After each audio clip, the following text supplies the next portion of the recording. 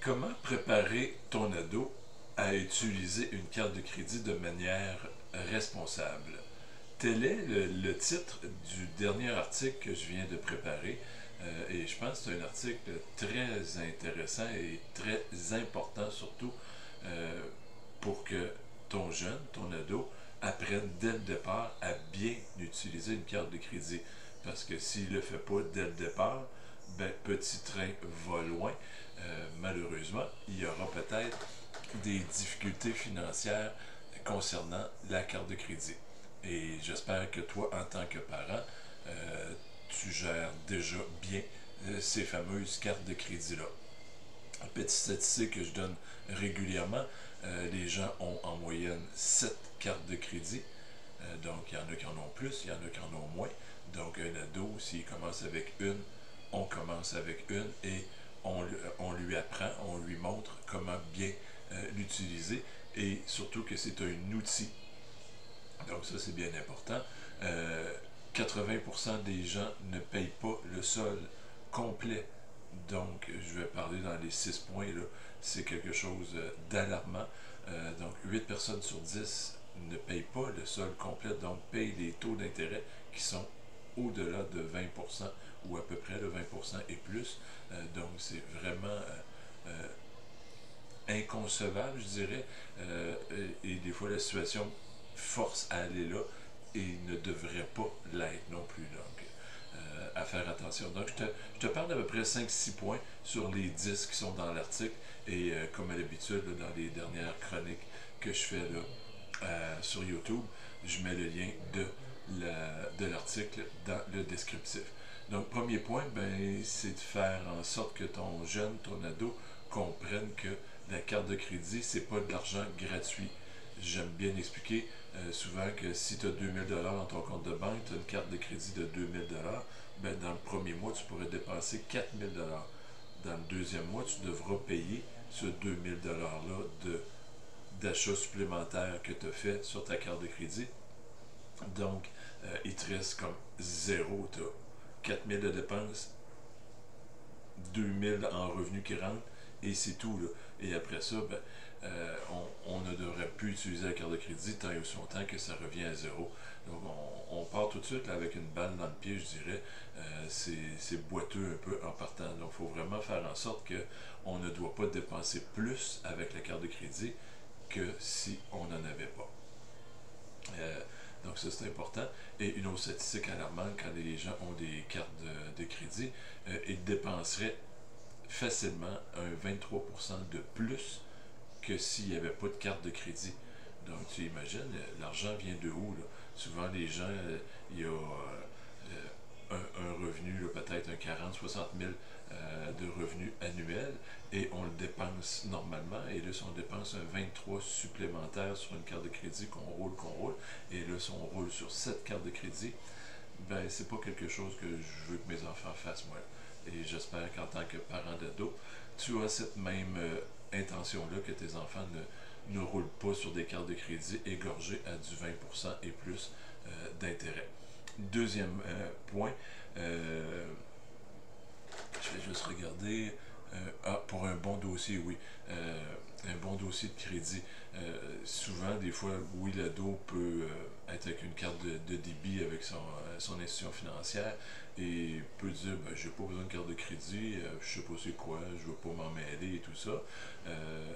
Carte de crédit peut donner un petit coup de pouce à monter un dossier de crédit qui va faire que lorsqu'il aura besoin de faire un emprunt, que ce soit pour sa première automobile, que ce soit pour une première habitation, bien des institutions financières font une enquête de crédit et ils veulent voir est-ce que le jeune est capable de rembourser régulièrement. Exemple, les téléphones cellulaires, bien, on a comme un paiement mensuel à faire.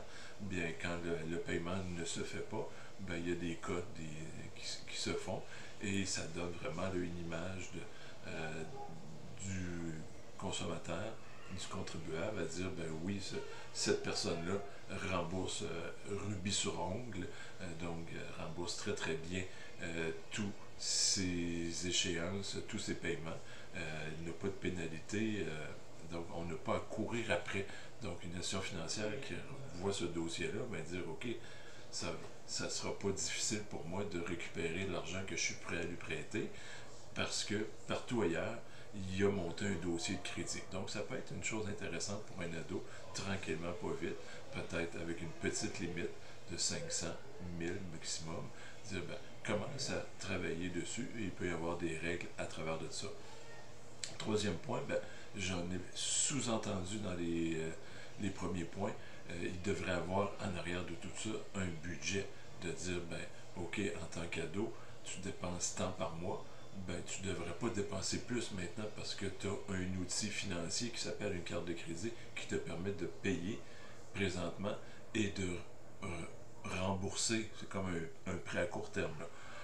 Donc, c'est important que et de faire comprendre aux jeunes que ça doit être remboursé vraiment de façon catégorique et obligatoirement à chaque mois pour ne pas payer de grands taux d'intérêt. Le fameux, un autre point, le fameux paiement minimum, ça semble si beau. Est-ce que c'est plus facile? Est-ce que tu aimes mieux, demander à un ado, est-ce que tu aimes mieux dépenser aujourd'hui 500$ ou sur 2 ans 1000$ pour le même article? Donc, il y a comme une logique bizarre dans la question qui dit, ben, ça va me faire mal aujourd'hui de dépenser 500, donc je préférerais payer petit à petit sur 2 ans 1000.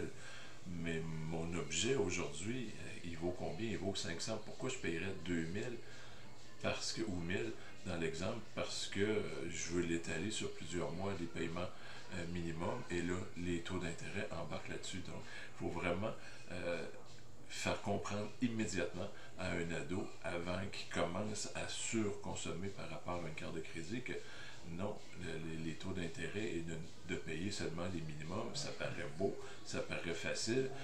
Dès qu'on est un petit peu serré, dire, oh, je paierai un petit peu plus que le minimum ou je ne paierai pas mon sol complet. Moi, payer, mettons que je dois 1000, je vais payer 800, il restera 200 le prochain mois. Si on le fait pour un seul mois, on est serré, puis il y a quelque chose, vraiment une situation urgente qui est arrivée, OK, on n'a pas à se taper sur les doigts ni sur le jeune par rapport à ça pour une fois. Mais si ça devient un deuxième mois, un troisième mois, ça devient récurrent, là, il y a une cloche qui devrait sonner, j'allais dire une sonnette ou une cloche, qui devrait sonner pour dire, je gère mal mon outil financier, donc je devrais prendre une décision, est-ce que je continue à l'utiliser, est-ce que j'améliore ma façon? Donc, il y a tout un côté éducatif en arrière de ça. Autre point, surveiller, c'est, je me brouille de me relire, je vais dire, passer au prochain, donner l'exemple. Donc, en tant que parent d'ado, ben, on devrait être le premier exemple, le premier modèle, je le dis de plus en plus, en tant que parent, d'être le premier modèle financier pour nos enfants, notre ado, nos ados. Excuse-moi. Donc, si à la base, on est dans ces fameux 80% des gens qui ne payent pas le sol complet, on est un modèle. Donc, est-ce qu'ils vont faire ce qu'on dit, ils vont faire ce qu'on fait. Donc, souvent, le fameux dicton, faites ce que je dis, pas ce que je fais. Ça fonctionne pas. C'est vraiment, le jeune voit un modèle et ne le fait pas. OK, je viens de comprendre le dernier point là, qui était l'avant-dernier sur ma feuille, de surveiller ses relevés. Donc, ça peut être un bel exercice à faire avec son ado une fois par mois, quand le relevé de compte arrive, de s'asseoir puis de regarder, est-ce que ça, c'était une dépense prévue ou pas? Est-ce que c'est... On peut rejouer, là, j'ai fait un article là-dessus dernièrement, dans les dernières semaines, sur les besoins et les désirs. Est-ce que c'était vraiment un besoin ou tu as été tenté par la facilité de payer rapidement avec une carte de crédit qui fait que souvent, c'est là la surconsommation se fait quand il y a cette petite facilité-là de le faire. Puis il y a toujours la petite voix en arrière qui dit oh, tu le mérites, tu le mérites. Il y a toujours une conséquence après. Et c'est un très bel exercice éducatif de s'asseoir avec son ado pour les premiers états de compte qui rentrent, puis regarder avec, est-ce qu'il serre la gorge, il avale la salive quand il voit son état de compte arriver, il dit, ça va être serré, puis il a moins travaillé ce mois-ci, etc. Donc, s'il commence à serrer la gorge quand l'état de compte arrive, c'est peut-être un moment propice pour lui faire comprendre que c'est un outil. Si tu ne sais pas bien t'en servir, ben, mets-le de côté, puis vas-y seulement avec de l'argent comptant ou la carte de débit. Et là, tu as le compte de banque. Quand il n'y aura plus d'argent dans le compte de banque, tu auras vraiment le signal final, total, pour te dire, ben, tu ne peux plus dépenser. La carte de crédit te permet de dépenser encore plus, mais tu n'as pas les moyens. Donc, il faut faire comprendre ça. Donc, je te mets l'article au complet avec les 10 points en descriptif que j'aimerais à toi. C'est à toi de décider d'aller le lire plus en profondeur pour mieux comprendre comment aider ton ado avec sa première carte de crédit. Sur ce, bien, je te souhaite une sucrée de belle journée. Bye bye.